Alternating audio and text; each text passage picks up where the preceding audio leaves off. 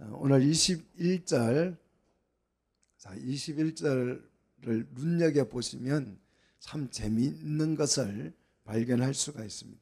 말씀에 여러분 집중하시고 한번 관심을 가지고 오늘 이 21절을 가만히 보십시오. 자, 예수께서 거기서 나가사 어디로 가셨어요? 두로와 시돈 지방으로 들어가시니 그랬어요. 자, 이 말씀을 여러분 가만히 생각해 보십시오. 아주 간단하게 예수님이 두로와 시돈 지방으로 가셨다 이렇게 해도 말이 됩니까 안 됩니까? 말이 돼요 안 돼요? 되잖아요. 그죠? 간단하잖아요. 문장이 깔끔하고 표현이 너무 좋잖아요. 그런데 굳이 거기서 나와서 거기서 나와 이 지시 대명사를 써서 그냥 예수님이 나와서 이렇게 해도 되지요. 그런데 굳이 거기서 나와서 그랬잖아요. 이 지시 대명사를 써가지고 그곳에서 나와서 가셨다. 요 거기서 나왔다라고 하는 이것을 매우 강조를 하고 있는 거죠. 왜 이 말을 강조할까요? 그냥 예수님이 그냥 두로와 시돈 지방으로 가셨다 이래도 아무 문제가 없어요. 말이 다 통합니다. 그런데 거기서 나왔다는 이 사실을 왜 강조를 할까요? 자, 마가복음 6장 11절에 보시면 제자들에게 예수님이 이런 말씀을 합니다. 너희가 가서 복음을 전할 때에 어디서든지 복음을 전하여서 이 복음을 영접하면 이제 그곳에 머물지만 복음을 거부할 때에는 어떻게 하라고 했냐 그러면 거기서 나갈 때에 바로 그 복음을 거부하는 그곳에서 나갈 때에 발 아래의 먼지를 떨어버려 그들에게 증거를 삼으라 그랬어요. 여기서 성경에서 나가다고 할 때, 거기서 나간다고 할 때 이 말은 복음 전도자가 복음을 전할 때 그 사람들이 거부할 때, 이 복음을 거부할 때에 취하는 태도예요. 그래서 예수님 바울도 이 말씀에 따라서 사도행전 13장 41절에 가서 보시면 비시디아 안디옥에서 복음을 전하지요. 근데 이 비시디아 안디옥 사람들이 복음을 거부합니다. 그러니까 바울이 어떻게 하냐 그러면 거기서 나갈 때에 발에 티끌을 들고 이고니온으로 갔더라. 성경은 그렇게 기록하고 있어요. 그렇다면 예수님이 거기서 나가사 이 문장을 넣은 것은 예수님이 거기에 복음을 전했음에도 불구하고 거기 사는 사람들이 복음을 영접했다 안 했다? 안 했다는 뜻이죠. 그러면 도대체 예수님이 복음을 전하는데도 불구하고 그 복음을 받아들이지 않는 이 마을이 도대체 이 강 큰 마을이 어디냐? 자, 이스라엘은 세 개 도로 나누죠. 맨 위에가 사마리아, 그 다음 유다, 그 다음에 갈릴리 이렇게 나누는데요. 유다와 사마리아와 갈릴리 이렇게 나누는데요. 거기는 이 갈릴리 지방에 있는 가버나움 안에 있는 게네사렛입니다. 자, 14장 34절에 보면 예수님이 이 가버나움 게네사렛에서 복음을 전하죠. 이 가버나움과 게네사렛은 해안의 도시로 지난주에 말씀을 드린 것처럼 힐링의 도시, 정말 살기 좋은 또 부유한 그런 도시였습니다. 예수님께서 이 게네사렛에서 복음을 전했습니다. 그런데 그들이 복음을 거부했기 때문에 예수님께서 거기서 어떻게 하셨다? 나오셨다라는 거죠. 자, 1절로 20절 말씀해 보시면 오늘 본문 1절로 20절을 보시면 예루살렘에서부터 온, 굉장하지요? 예수님이 이곳에서 복음을 전한다고 하니까 예루살렘에서부터 누가 왔느냐 그러면 서기관과 바리새인들이 왔어요. 자, 서기관과 바리새인은 이 사람들은 어떤 사람이냐 그러면 하나님의 말씀을 자기 생명보다 더 귀한 것으로 여기는 사람들이에요. 서기관과 바리새인들은 하나님의 말씀이야 하면 죽고 못 사는 사람들이죠. 그래서 이 사람들은 하나님의 자녀를 대표하는 사람들, 자칭 자신들의 말을 빌리면 우리는 하나님의 선민이라고 팍팍 우기는 사람들이죠. 이들이 하나님의 말씀을 얼마나 좋아하고 사랑하느냐. 이마에다 말씀을 달고 살았어. 이마에. 그리고 손목에다가 말씀을 매달고 살았어요. 그래서 정말 이 사람들은 하나님의 말씀이 없으면 단 하루도 살 수 없는 사람들이, 말씀을 사랑한다고 정말 뜨겁게 고백하고 하나님의 자녀로 불리는 이 사람들은 실제 예수님께서 진리의 말씀, 생명의 말씀, 하나님의 말씀을 선포하자 놀랍게도 도리어 그들은 말씀을 뭐했다? 거부했다는 거예요. 그리고 하나님의 말씀을 선포했더니 말씀을 좋아한다고 하는 이 사람들이 선포된 그 말씀을 붙들고 논쟁거리로 삼더라. 그리고 논쟁을 하다가 결국은 예수님을 비난하더라는 거죠. 예수님이 진리의 말씀을 선포하니까 이 사람들은 말씀을 좋아한다고 말을 하는데 단 한마디의 말씀에도 이들이 아멘을 했다 안 했다? 안 하더라는 거죠. 왜 그럴까요? 말씀을 이렇게 좋아해서 이마에 달고 살고 손목에 메고 사는 사람, 우리 예수 믿는 사람들이 교회 다니면서 설교 시간에 많이 배워가지고 아무것도 없이 그냥 말씀하는 교인들이 진짜 많아요. 실제 말씀을 좋아하지도 않으면서 말씀 이러고 입으로 그런 분들이 많아요. 바로 그것이 오늘 말씀해 보니까 8절 보십시오. 이 서기관과 바리새인들은 말씀을 좋아한다고 말을 하는데 말씀을 좋아하면 하나님을 진심으로 뭐예요? 공경하겠죠. 그런데 이들은 입술로는 하나님을 공경한다고 말하면서 마음은 어떻더라? 하나님과 멀리 있더라. 9절을 보십시오. 이들은 말씀하지만 실제 말씀을 가르치고 말씀을 선포하고 말씀을 전하는 것이 아니고 무엇으로 사람들을 교훈하더라고요? 사람의 계명을 가지고 성도들을 교육하더라는 거죠. 저는 철로 역정을 가지고 설교를 하는 분도 봤어요. 철로 역정을 여러분 철로 역정 알죠? 그게 성경적인 내용이지만 그걸 가지고 설교를 하시는 분들도 있더라고요. 사람의 계명, 또 어떤 분은 더 놀라운 거는 탈무드를 가지고 얘기하시는 분들이 있어요. 탈무드로 교육을 하면 예수쟁이가 되는 게 아니고 누가 돼요? 유대인이 돼요. 유대인들은 탈무드로 교육을 합니다. 이 탈무드가 사람의 계명이에요.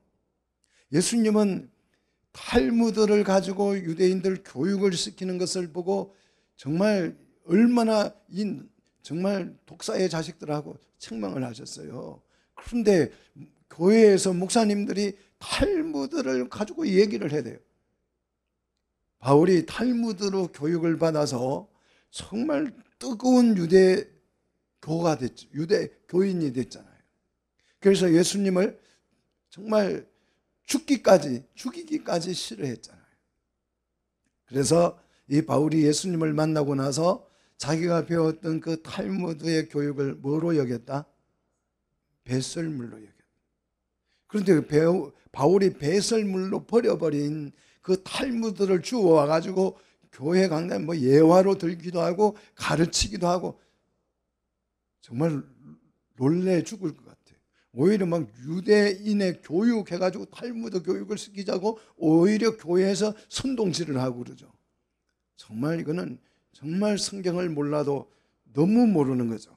오늘 바로 서기관과 바리새인들이 그런 현상이죠. 하나님의 말씀하는데 실제로는 뭐로? 탈무드를 가지고 사람의 교훈을 가지고 가르치더라는 거죠. 입으로는 말씀을 좋아한다고 말을 하는데 실제는 사람의 교훈이 더 좋아요. 이런 사람들에게 진짜 하나님의 말씀이 딱 선포되었더니 어떤 현상이 일어났습니까? 12절, 그들이 말씀을 듣고 그 말씀에 어떻게 돼요? 걸렸다 그랬어요. 말씀을 삼키지 못하고 목구멍에 걸려버렸다. 그래서 말씀을 소화하지 못하고 도로 토해내야 되는 거죠. 그래서 말씀에 의해서 이 사람들이 절망하고 낙심하게 되더라는 거예요. 그래서 예수님은 말씀을 이렇게 거부하는 그들을 버리고 어디로 가셨다고요? 어디로 가셨다고요? 두로와 시돈 지방으로 들어가셨다는 거예요. 성경이 이해되십니까? 오늘 1절 내용이 그 내용이에요. 이렇게 중요한 내용이에요. 그러면 이 두로와 시돈은 어떤 곳이냐? 가버나움 또 그 게네사레와 같이 해안 도시예요. 두로와 시돈도 해안 도시로 아주 부유한 도시입니다. 이 두로와 시돈에는 자줏빛 염료가 발달을 했죠. 이 자줏빛 염료라고 하는 것은 그 당시에 왕이 입는 옷을 만드는 그 비단을 물들이는, 옷감을 물들이는 자줏빛. 그래서 왕들은 자줏빛 옷을 입었어요. 그러니까 이 두로와 시돈은 돈이 어마어마하게 많죠. 그래서 이들은 가장 중요하게 여기는 게 돈이. 그래서 돈이 최고야 하는. 자, 성경에서 두로와 시돈은 이렇게 부유한 도시인데 대표적으로 이 두로와 시돈은 어떤 의미를 갖냐 그러면 이 두로와 시돈은 하나님의 나라와는 전혀 상관없는, 하나님의 백성과는 전혀 상관이 없는 완전 생짜배기 이방인들의 도시예요. 두로와 시돈은. 자, 오늘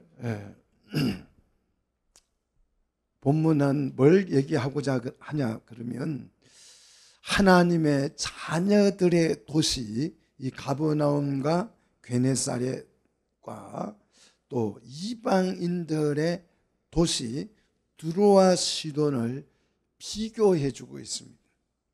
이 두 도시가 환경적으로는 너무 비슷하고 부유하고 정말 좋은 도시지만 이 두 도시가 말씀을 대하는 태도가 어떻게 다른지를 비교해 주고 있어요.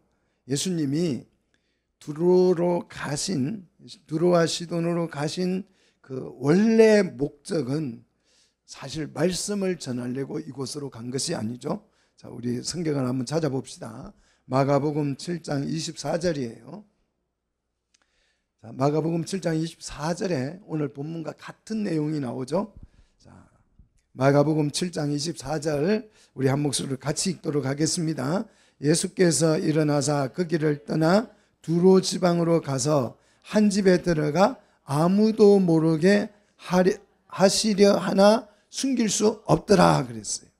예수님이 두로로 가는 이유를 설명하는데 한 집에 들어가서, 이 집이 누구 집인지는 몰라요. 그런데 예수님이 그 집으로 간 것을 보니까 그 집에서 예수님을 뭐 한 거예요? 영접한 거겠지요. 이름은 모르겠지만 그 집에서는 예수님을 영접한 거예요. 영접하여서 들어가서 그 집에서 뭐 하려고요? 말씀을 가르치려고 했던 것이 아니고 아무도 모르게 하시려고, 아무도 예수님이 그 집에 있다는 것을 알리지 않으려고. 그러니까 이 집에 들어가서 예수님은 뭐 하려고 했던 거예요? 좀 쉬고 싶었던 거죠. 자, 이 게네사렛에서 워낙 시달려가지고 설교하러 그곳에 간 것이 아니고 쉬러 갔다는 거죠. 자, 예수님은 이 서기관 바리새인들의 논쟁으로 너무 지쳐가지고 휴식을 위해서 두로로 가셨습니다. 그런데 그곳에서 숨길 수가 없었더라 그랬어요. 숨길 수 없었다는 말은 다른 말로 표현하면 쉴 수가 없었더라는 거죠. 왜요? 말씀을 그곳에서 전하지 않으면 안 될 상황이 되어서 그런 뜻이죠. 왜 그곳에 시로 갔다가 예수님은 부득이하게 말씀을 전할 수밖에 없었는가? 한 이방인의 여자 때문이에요. 오늘 보면 22절을 보시면 이 여자는 어디 여자예요? 가나안 여자로 소개가 되고 있죠. 그리고 마가복음에서는 수르보닉의 족속이고 헬라 여자다 이렇게 했어요. 자, 가나안 여자고 수르보닉의 족속이고 헬라 여자예요. 유대인과는 피가 한 방울이라도 섞였다 안 섞였다? 전혀 안 섞인, 정말 그냥 하나님과는 거리가 정말 1도 없는 이방인 여자지요. 자, 앞에서 두 도시를 비교한 것처럼 여기서도 이 두 사람을 비교하고 있는 거죠. 태생부터, 아예 날 때부터 이방인과 태어날 때부터, 태생부터 유대인인, 서기관과 바리새인, 하나님의 자녀, 세상의 자녀, 이방인과 하나님의 자녀를 지금 비교하고 있습니다. 자, 태생부터 말씀과는 아주 거리가 먼 이방 여자, 말씀이라고 하면 말자도 모르는, 성경이 있는가도 모르는, 성경의 성자도 모르는 그런 여자지요. 이 여자와 태어날 때부터 말씀을 듣고, 뱃속에 있을 때부터 하나님의 말씀을 듣고 말씀을 목숨처럼 여기는 하나님의 자녀로 불리는 누구요? 서기관과 바리새인을 비교를 하고 있는 거예요. 자, 이 두 사람 중에서 누가 말씀을 더 사랑하고 사모할까요? 자, 이건 비교하는 자체가 모욕입니다. 어떻게 이방인과 유대인을, 또 서기관, 그 중에서도 유대인 중에서도 서기관과 바리새인을 말씀을 가지고 비교를 할 수 있는, 이거는 비교 자체가 할 수 없는, 비교를 하는 자체가 모욕적인 것이죠. 성경의 성자도 모르는 이 이방 여자가 오늘 본문을 보시면 예수님을 찾아왔어요. 근데 어떻게 찾아왔냐? 성경도 모르는데 어떻게 찾아왔느냐? 마가복음 7장 25절에 예수의 소문을 듣고 찾아왔다 그랬어요. 자, 성경을 알고 찾아온 게 아니고, 말씀을 읽다가 예수님을 발견하고 찾아온 것이 아니고 소문을 들었다 그랬어요. 소문을 듣고, 특히 이 22절, 오늘 본문 22절에 이 여자는 어디 여자다? 가나안 여자예요. 가나안 여자는 어떤 여자냐? 자, 가나안은 누구냐 그러면 노아의 아들 중에서 함의 자손이에요. 함의 아들이에요. 함은 노아에게 뭘 받았어요? 저주를 받았죠. 자, 저주받은 가문의 후손이 바로 오늘 본문의 이 여자예요. 그래서 그들은 가나안 땅에서 부패하여서 가나안 땅에 살 수 없게 되어서 추방당해서 두루와 시돈에 와서 살았던 거죠. 그러니까 이 가나안 여자는 말씀과는 완전히 차단되어져 있던, 말씀과는 단절이 되어져 버렸던 이방 여자예요. 하나님의 은혜가 눈끝만큼도 없는, 은혜가 아니라 뭘 받은 여자라고요? 저주를 받은 가문의 여자다 이 말이에요. 이런 가나안 여자가 그 지역에서 나와서 예수님을 부르는데 뭐라고 부르는지 한번 보십시오. 22절에 뭐라고 불러요? 소리를 질러, 소리를 질러, 큰 소리로, 이런 뜻이죠. 큰 소리로 질러서 뭐라고 부릅니까? 주 다윗의 자손이여 그랬어요. 여러분, 여기에서 좀 놀라셔야 되는데 표정이 안 놀라워요. 이거는 놀라는 타이밍이에요. 어떻게 성경도 모르는 이방 여자가 어떻게 예수님을 뭐라고 불렀다고요? 주라고 부르고 다윗의 자손이라고 불렀다. 그 당시, 예수님 당시에 예수님이 다윗의 가문의 자손이라는 것을 아는 사람이 유대인 중에서 많았다 적었다? 적었다. 왜? 이 다윗의 가문은 예수님이 오실 때쯤 어떻게 됐어요? 망해가지고 나라가 없어져 버렸어요. 그래서 다윗의 가문은 없어져 버렸어요. 그냥 왕궁이 있고 다윗의 그 자손들이 왕손이 돼가지고 계속 내려오면 다윗의 조선이 굉장히 자부심이 있겠지만 예수님 당시의 다윗의 자손은 망하고 없어요. 망한 국가예요. 그런 자손 무슨 의미가 있겠어요? 그런데 이 놀라운 이 비밀을 이 여자가 알고 있어요. 거기에다가 다윗의 자손과 죽으라는 이 두 용어를 결합시켜서 부르고 있다는 것은 정말 이거는 엄청난 의미를 이해했다는 거죠. 하나님의 말씀인 성경에 정통하지 않았다면 이렇게 예수님을 부를 수가 없어요. 하나님의 말씀을 이해한 사람들은 정말 말씀을 대하는 태도가 확 달라지죠. 자, 입만 열면 말씀하는 이 하나님의 자녀들은 하나님의 말씀을 선포하니까 그 말씀을 거부하고 예수님을 배척하고 그 말씀에 걸려 넘어졌습니다. 그런데 하나님과는 전혀 상관이 없어 보이는 이 이방 여자는 오히려 예수님을 뭐라고 불렀다고요? 주라고 부르고 다윗의 자손이라고 하는 그 유대인들이 기다리던 최고의 메시아에 대한 호칭이 다윗의 자손이에요.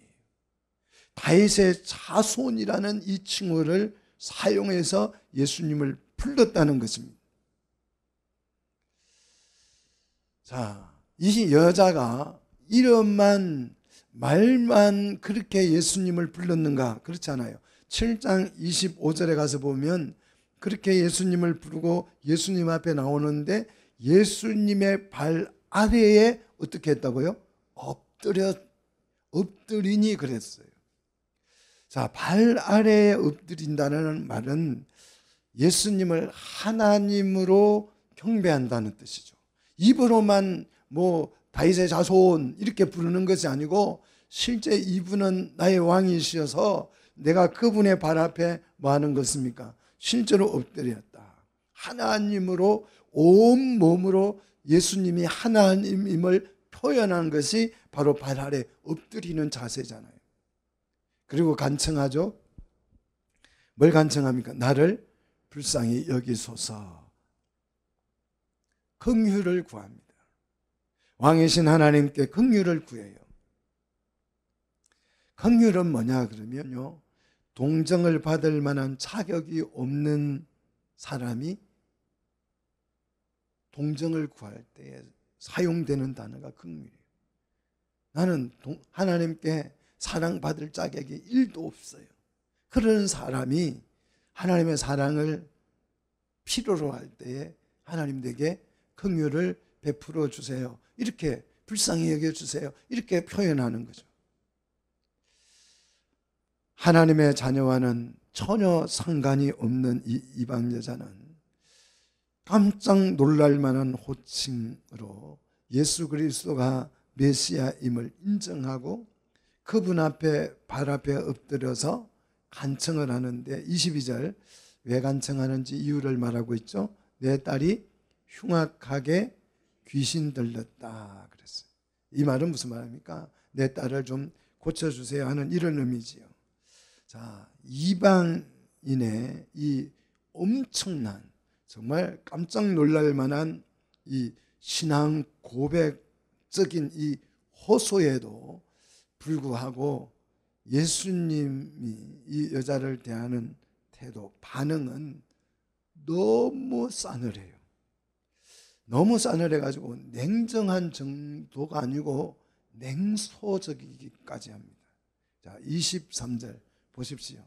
이렇게 주 다윗의 자손이야 하고 정말 유대인들에게도 들어보지 못한 이 엄청난 칭호를 가지고 주님을 부르고 그분 발 앞에 엎드려서 긍휼을 구하는 이 여자에게 예수님이 어떤 태도를 보이냐. 23절 예수는 한 말씀도 대답하죠. 대꾸조차 하지 않더라.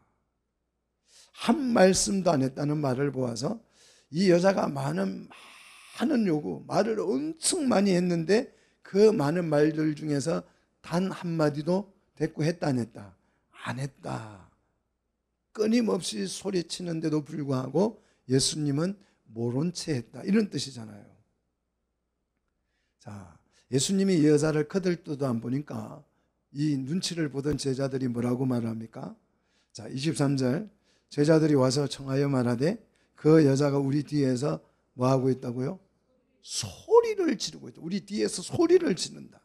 소리를 지르고 있어요. 시끄러워서 살 수가 없으니.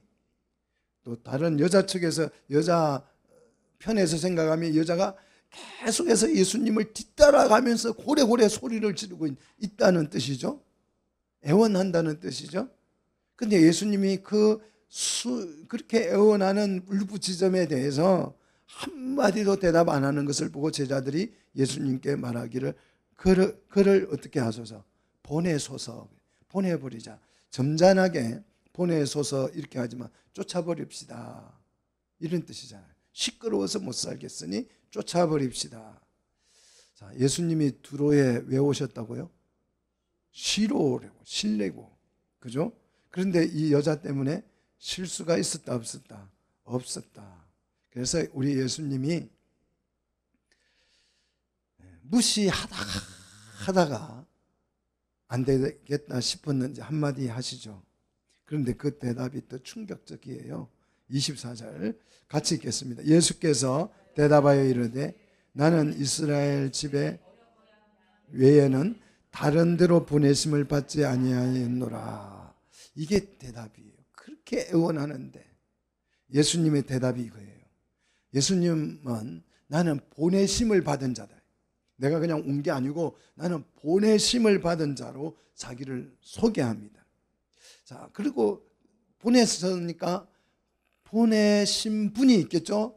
그 보내신 분의 목적이 있을 거 아니에요? 그 목적이 뭐였습니까? 이스라엘 집에 잃어버린 양을 찾기 위해서 보냈다는 거예요. 자, 여기서 잃어버린 양 하면 여러분 무슨 생각이 듭니까? 아이고 불쌍해라.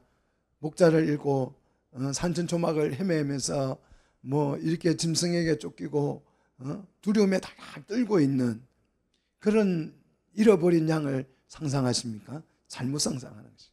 여기서 잃어버린 양은 하나님의 말씀을 거부하고 하나님을 배신하고 말씀을 버리고 신앙을 떠나서 우상을 숭배하게 되는 배교자들이죠. 그렇잖아요. 잃어버린 양은. 그죠? 하나님을 떠난 양이잖아요. 우상을 쫓아간 양이잖아요. 바로 게네사렛 지방의 사람들, 가버나움 사람들과 같은 이 사람들을 말하는 거예요. 아무리 말씀을 선포해도 말씀을 거들떠 보지도 않는 그런 사람들이 바로 이스라엘 집에 잃어버린 양이다 이 말이에요. 하나님의 자녀로 불리는 자들은 하나님을 배반하고 떠난 자들이에요. 이방인과 다를 바가 없죠. 그런 자들을 돕는 것이 나를 보내신 분의 사명, 보내신 분의 목적이고 나의 사명이니 이방인인 너는 내가 도울 수가 없다라는 거절을 하시는 거죠. 자, 이 정도 거절을 하면 웬만하면 물러설 법한데 25절 이 여자는 그렇지 않죠. 더 절박한 심정으로 예수께로 와서 그래. 23절에 예수님 뒤에서 막 소리 지르며 따라오다가 어떻게 했다고요? 예수님 앞으로 와서 예수님께 절하며 이르되 주여 저를 도우소서. 저를 도우소서. 하나님의 자녀로 불리는 이런 양은 하나님의 말씀을 거부하고 떠나고 배반하고 우상 쫓아가고 그렇게 하는데 그렇게 하는 이 정말 하나님의 은혜를 받고 하나님의 자녀가 된 이 귀한 은혜를 받고도 이렇게 하는데 그들은 하나님의 자녀라고 해서 예수님이 그들은 그냥 편을 들어주시고 정말 예수님을 다윗의 자손이라고 부르며 말씀을 사모하여서 주님을 찾아온 이 이방인은 이방인이라고 해서 무시를 했어요. 너무 불공평하지 않습니까? 그럼에도 불구하고 이 여자는 주여 나를 도우소서, 도우소서라는 이 말은 그냥 좀 도와주세요 이런 게 아니고 보에데오라는 단어인데, 이 보라는 이 헬라 말은 울부짖다는 뜻이에요. 그냥 도와주세요 이게 아니고 그냥 정말 펑펑 울면서 애원했다는 뜻입니다. 이렇게 애원을 하니까 26절에 예수님이 다시 말씀합니다. 대답을 합니다. 아무리 울어도 소용이 없어. 그 뜻이죠. 아무리 울어도 내 바지가랑이를 붙들고 물고 늘어져도 안 돼. 그 말씀을 지금 하시는 거예요. 뭐냐? 자녀의 떡을 취하여 개에게 던짐이 마땅하지 않다는 거예요. 여러분, 자녀의 떡을, 자녀를 먹여 살릴 떡을 개에게 주겠습니까? 그럴 부모가 있겠습니까? 마땅하지 않다. 1000번 만번 자녀의 떡을, 내가 1000번을 생각해도 이 떡을 너에게 줄 수가 없다, 이 말이잖아요. 자녀의 떡을 가지고 자녀를 자녀를 살릴 떡, 잃어버린 이 자녀, 죽어가는, 하나님을 떠나서 죽어가는 하나님의 자녀를 살릴 이 떡을 가지고, 하나님을 떠난 하나님의 백성을 살릴 이 떡을 가지고 너에게 주는 것은 죄야, 이 뜻이잖아요. 마땅치 않다, 옳지 않다, 잘못된 것이다, 이거는 죄악이야, 그런 뜻이잖아요. 그러니 너를 도와줄 수가 없다.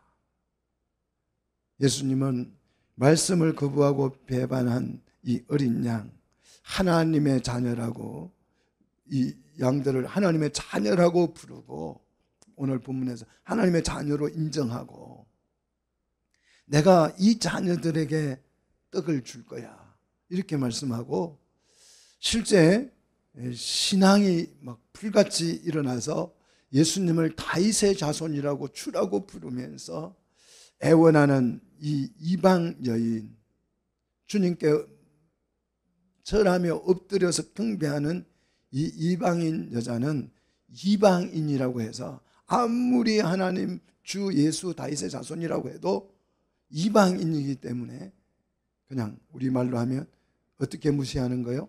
개 무시하는 거죠. 여러분, 너무 불공평하지 않습니까? 분노를 살만하지 않습니까? 그런데도 이 여자의 반응이요, 너무 엄청나죠. 27절 다 아는 내용이에요. 하도 많이 들어가지고, 그죠? 27절, 여자가 이르되 주여. 그래도 주여예요. 이 개들은 그렇더라고요. 두들겨 패도 어때요? 꼬리를 흔들더라고요. 이렇게 말을 하는데도 이 여자는 뭐라고 말해요? 주여, 옳소이다, 옳소이다, 옳소이다. 확실히 그렇다. 1000번 만번 옳으신 말씀이다. 아멘과 동의어지요. 예수님의 말씀에 진심으로 동의를 한다는 것이, 말씀의 의미를 알면 이렇게까지 하는 거예요. 이 여자가 말씀의 의미를 아니까 이러는 거죠. 자, 그러나 여러분, 이런 오해를 하시면 안 돼요. 이방인이 예수님의 말씀에 이렇게 동의를 하는 것은 딸이 흉악한 귀신에 들려서 아무리 예수님이 뭐 개취급을 해도 어머니의 그 숭고한 사랑이 있잖아요. 이 숭고한 사랑 때문에 아무리 무시해도 괜찮아. 그래서 이 어머니의 진한 감동 스토리, 러브 스토리가 아니에요. 이렇게 오해하시면 안 돼요. 자, 이 여인이 예수님께 요구하는 것은 너에게 줄 수 없다는 그 자녀의 떡을 달라는 얘기가 아니에요. 그거는 달라고 하면 사람이 아니잖아요. 자녀를 먹여서 살릴 떡인데 그거 달라고 하면 아무리 떼를 쓴다고 줄 수 있습니까? 주는 게 죄악이다 이 말이에요. 그러면 이 여인이 자녀의 떡이 말고 뭘 요구하느냐? 27절 보십시오. 뭘 요구하는지. 개들도 그랬습니다. 개들도 제 주인의 상에서 떨어지는 뭐요? 부스러기를 먹는다 그랬습니다. 자신을 개로 인정했을 뿐만 아니라 주인의 상에서 떨어지는 나는 자녀의 떡이 아니고 그 자녀 살리려고 가지고 계신 그 떡 말고 부스러기, 자녀들이 먹고 흘린 그 부스러기를 나는 원합니다. 성경에서 실제로 이방인은 어떻게 여기냐 그러면, 자, 우리 시편 22편 16절을 한번 보십시다. 시편 22편 16절에 이방인들을 이렇게 표현하고 있습니다. 같이 읽습니다. 개들이 나를 에워쌌으며 악한 무리가 나를 둘러 내 수족을 찔렀나이다. 자, 요 개들이 나와요. 이 개들은 예수님이 십자가에 못 박힐 때에 예수님의 주변을 에워쌌던 사람들이 누구냐 그러면 이방인들이에요. 개들이에요. 자, 전통적으로 성경에서는 이방인을 뭐로 표현한다? 개라고 부른다. 그래서 계시록 22장 15절에서 개들이 나와요. 계시록 22장 15절, 개들은 다 어디에 있어요? 성 안으로 들어가지 못하고 성 밖에 있어. 하나님의 나라에 들어가지 못하고 천국에 들어가지 못하고 지옥에 있다 이 말이죠. 성경에서 개라고 하는 것은 이런 존재입니다. 그런데요, 개도 개 나름이죠. 오늘 이 여자가 하는 이 말을 잘 들어보십시오. 나 개 맞아요, 이 뜻이죠. 그런데 나는 그냥 개가 아니고 무슨 개다? 들개가 아니고 무슨 개다? 주인이 있는 개다. 주인이 있는 개다. 나는 그리하여서 주인의 상에서 떨어지는 부스러기를 먹을 권리가 있다. 이렇게 말하는 것이. 주님, 저 개 맞는데요. 개가 확실히 맞는데요. 주님이 나의 주인이 되시잖아요. 이 고백이잖아요. 그래서 저는 제 주인님의 상에서 떨어지는 자녀들이 먹고 흘린 그 부스러기를 내가 먹을 권리가 있다고요. 이 말을 하는 것입니다. 아니, 지금 이 여자가 예수님께 나와서 요구하는 게 뭐예요? 다리를 고쳐달라는 얘기잖아요. 근데 왜 갑자기 스토리가 떡 얘기로 돌아가죠? 다리를 고쳐줄 거냐 말 거냐 이걸 얘기해야 되는데 갑자기 떡을 주니 안 주니 가지고 옥신각신하고 있습니다. 이 떡 얘기, 부스러기, 떡 부스러기 얘기가 아니죠. 무슨 얘기를 하고 있는 거예요? 이 떡은 뭘 상징해요? 말씀을 상징하는 거예요. 성경에서 말씀을 의미하는 거죠. 말씀을 먹을 권리가 유대인에게만 있는 것인가? 이방인에게도 있는 것인가? 이 주제를 가지고 지금 예수님과 말씀을 나누고 있는 거예요. 예수님은 하나님의 자녀의 떡을 이방인에게 줄 수 없다라고 주장을 하고, 이 이방인 여자는 자녀의 떡은 아니어도 주인의 상에서 떨어지는 부스러기는 나도 먹을 권리가 있다라고 주장을 하는 거예요. 과연 누구 주장이 옳을까요? 성경 한 구절을, 놀라운 성경 구절 한 구절을 여러분에게 소개합니다. 스가랴 8장 22절입니다.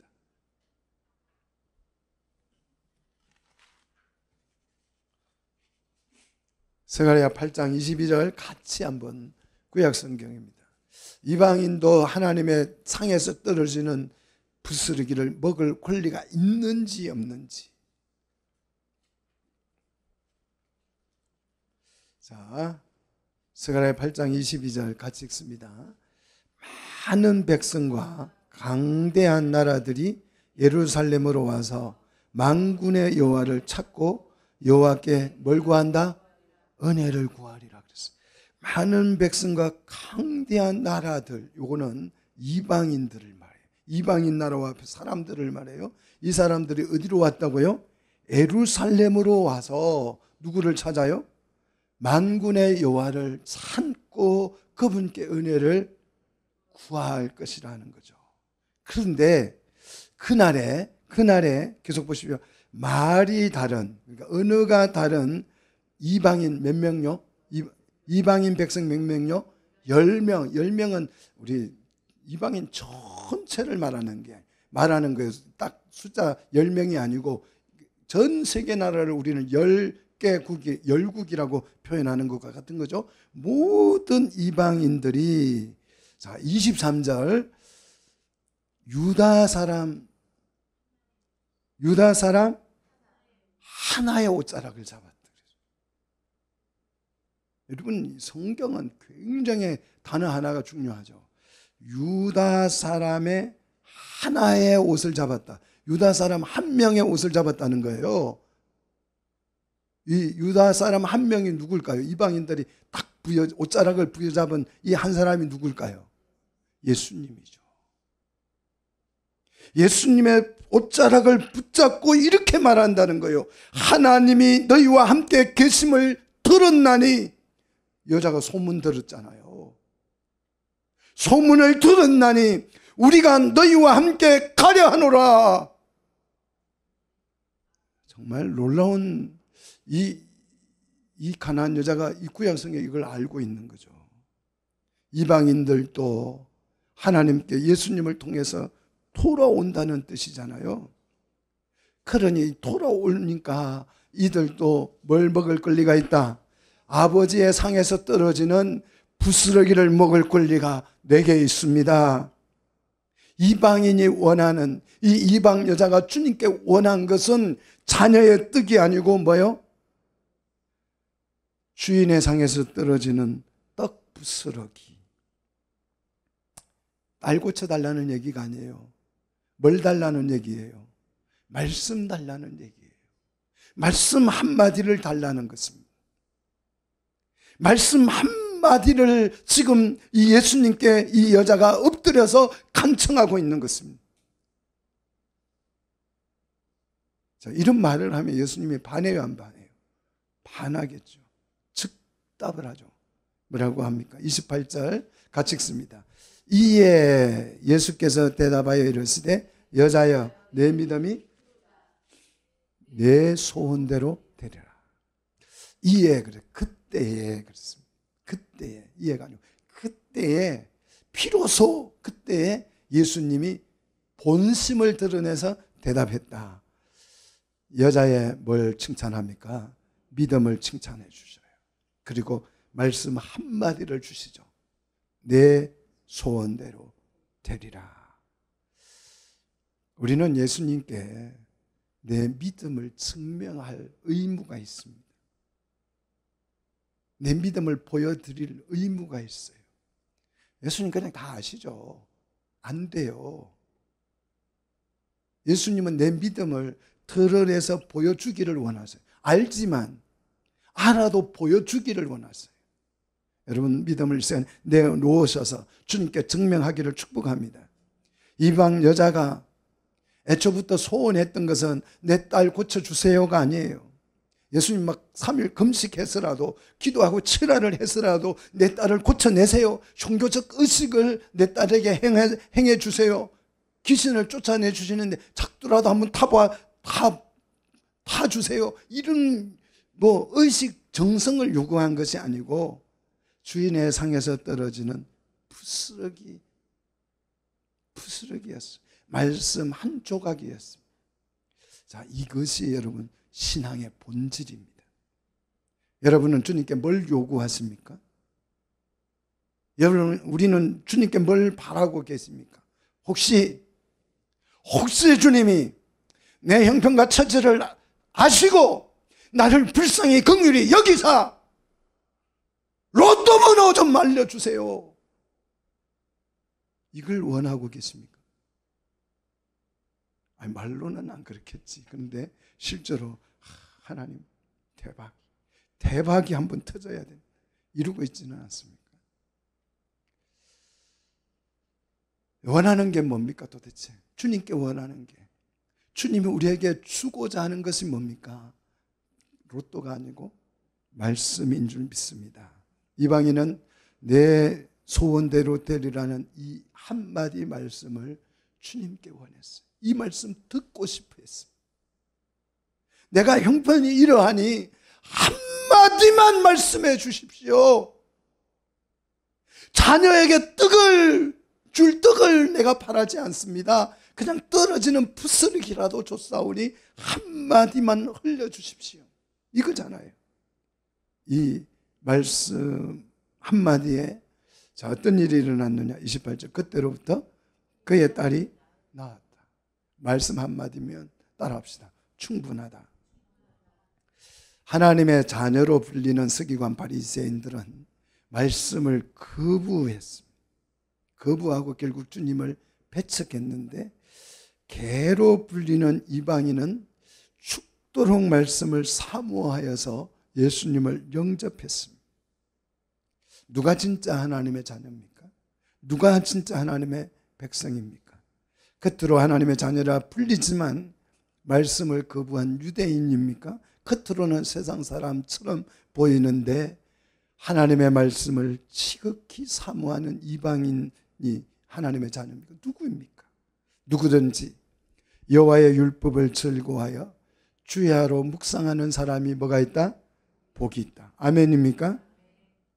우리가 주님께 바라는 것 한 가지, 그것은 말씀 한 토막입니다. 말씀 한 토막이면 충분하다는 믿음이 생겨야 합니다. 여러분의 일상의 언어가 신앙 고백이 되기를 원합니다. 여기서는 말씀하는데 실제 삶 속에서는 다른 걸, 로또를 찾고 뭘 찾고 이러지 마시고 말씀 한마디면 충분하다. 이것이 여러분 우리의 믿음이 되기를 주의 이름으로 축복합니다.